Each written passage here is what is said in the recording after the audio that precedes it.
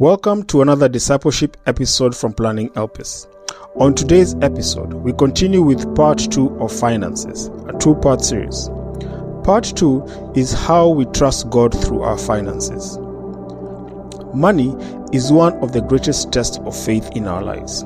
Do we really trust God to provide, or do we rely on our own strengths? Today, we are going to explore what Scripture says about how we can trust God with our finances and see His faithfulness in return.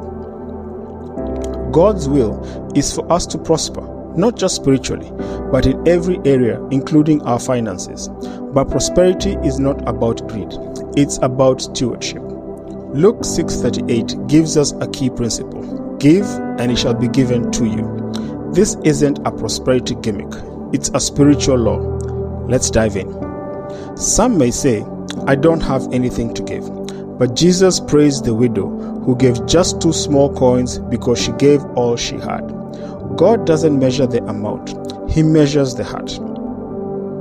If I had 100 and gave 20, that's 20%. That's a greater sacrifice than someone who had 50 million payday and gave 100,000. Why does God command giving? First, to build our trust in Him. If there is no God, giving is foolish. It's just losing money. But if God is real, giving is an act of faith. Second, it breaks our dependency and self-reliance on ourselves and money. Third, it aligns our heart with His kingdom. Where your treasure is, your heart follows. Faithfulness in finances leads to greater blessings. Luke 16:11 says, if you are not faithful in your money, why would God trust you with true spiritual riches? Think about it.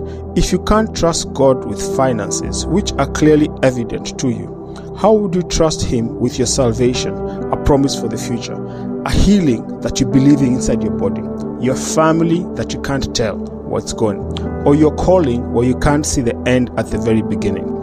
Money is just a starting point of faith. The principle of sowing and reaping says that you reap what you sow, not just in farming, but in finances.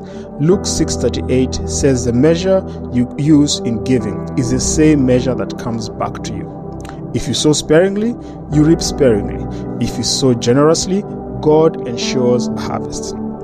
This isn't a get-rich-quick scheme. It's a law of faith. Giving, however, must be motivated by love. Why do you give?